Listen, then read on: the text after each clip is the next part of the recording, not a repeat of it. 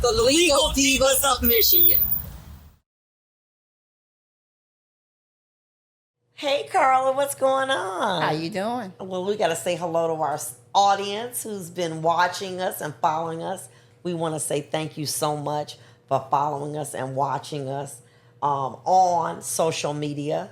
We love to do this so that we can share our experience with the people who are viewing these podcasts. Correct. Today, I want to talk about the imperfect murder. And we want to talk about the University of Idaho unfortunate killing of those 4 students. Madison Mogan, and I hope I'm saying their names right, Kaylee Gonclaves, Zana Kernold, and Ethan Chapman. Brian Kohlberg. This guy was something else. A PhD student in criminology. You know what? People used to say sometimes you can have a little bit too much knowledge and it could drive you over. My understanding, he was attracted to one of the girls. They didn't like him. I don't know which, I'm just getting this kind of from the media bits and pieces. This man thought because he was a criminology student. He wanted to commit the perfect murder. Is there a perfect murder, Carla? There's no such thing as a perfect murder because of technology. The technology gives you away now. Your phone is a walking, basically GPS. It tells where you're at, what time you're there. When you Google, your Google searches come up.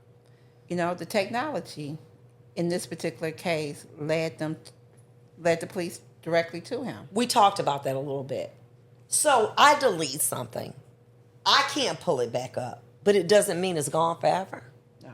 Once you have Googled something, it's in the cloud forever. And they have technology. Law enforcement has technology that they can bring it up. So one of the things that when you're arrested, the police always take your phone because they want to see who was the last person you talked to. Did you know the victim? What were you Googling? There was a case at Frank Murphy where the guy was Googling, how can you tell a fake Rolex watch?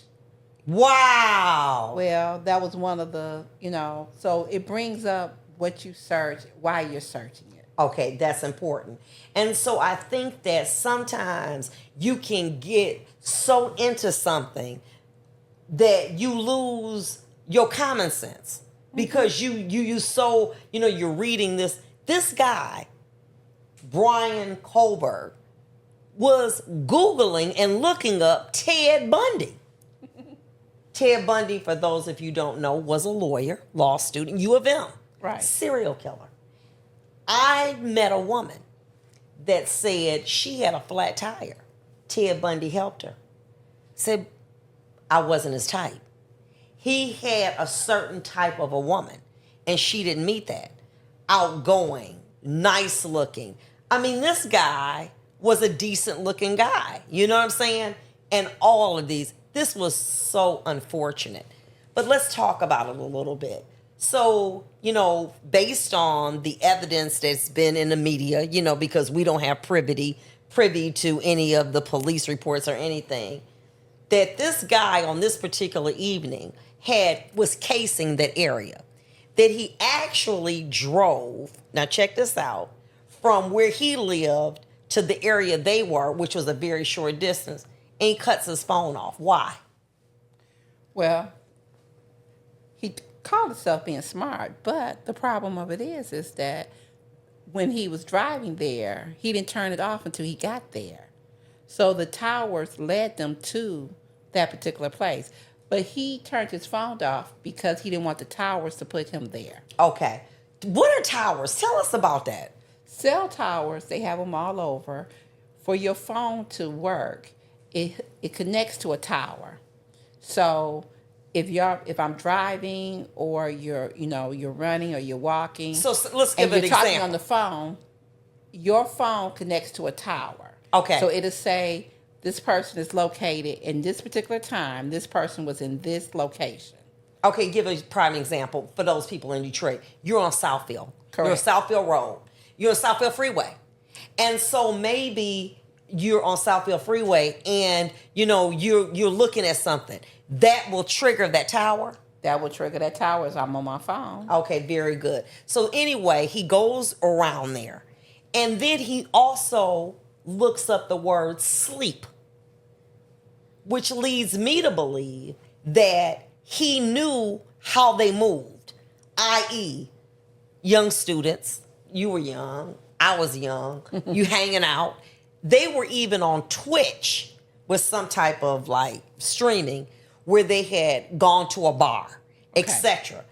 This guy had a good mind or tried to predict what they would do on these kind of days. Correct. And so I believe that he, by looking that up, he was trying to say that they would potentially, but maybe sleep.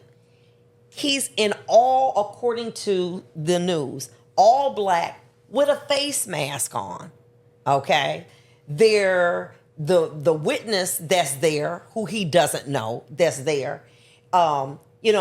Hears a man's voice. There's crying, a loud thud, dog, etc. But by and large, everybody was asleep. Defense wounds. What are defense wounds? Defense wounds is when the person is trying to stab you and you block them. You're defending yourself. So the victim is trying to block them. The victim is trying to defend themselves. They're trying to block the wound. If a person were sleeping, would that be the element of surprise? Very much so. Would be the benefit of the alleged killer. Correct. Because you sleep, you might have had a couple of cocktails, and all of a sudden you feel something piercing, and this person is the aggressor. So they say that they were defense wounds. Now, the all black face mask, one thing, he leaves the knife sheath with his DNA on it. Yes. Which is major. Now, may I ask this? Say for instance, a crime is committed and I decide to, and I leave some blood and I clean it up real good with that, with that bleach. Is there a way that they could potentially tell that blood was there with technology, that they could put a dye on it and it can show plasma? Yes. So to me, my eyeballs say ain't no blood. But when I forget the name of it, something that they can put down and it lights up if there was blood there. Plasma, exactly. Exactly. And the plasma's not seen. Correct. So he and the dad, he gets away, finally realizes it, circles back later, but he can't get it. They're on a trip. They start talking about this white car. He gets stopped twice. How do they end up getting him? They do a trash pull from his house. My feeling is they probably said, there's a college kid. Oh, you know what? Let's exclude him. There's no way a PhD student is going to be out here killing people. Correct. So that's my thought. And so, you know why they did a trash pull? Why? Tell us. Because you don't need a warrant. What? You don't need a warrant for So you're saying the police can go through my trash without a warrant? The police can go through your trash without a warrant because the Fourth Amendment only protects things that you say that should be protected. You're throwing it away. It's trash. It doesn't have any protection. That's why they went through the trash. And what happens? They get a hit on Ancestry.com. What is Ancestry.com and why do people use it? Well, first of all, it's a database that keeps DNA. And one of the things... So let's stop there 1 second.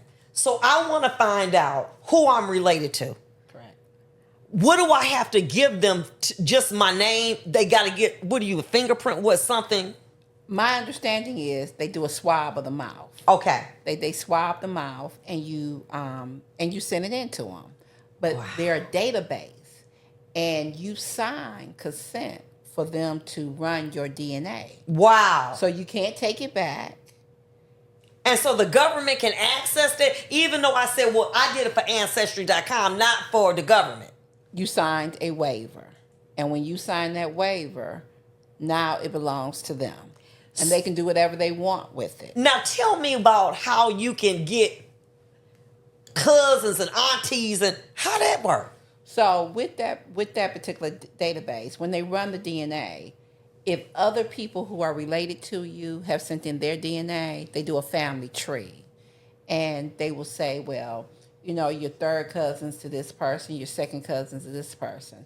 So a lot of times, especially in Wayne County with the rape kit, they were going through that database because with DNA, it may not be a perfect match, but it'd be a close match. So you can tell that the person who committed the rape is related to this person.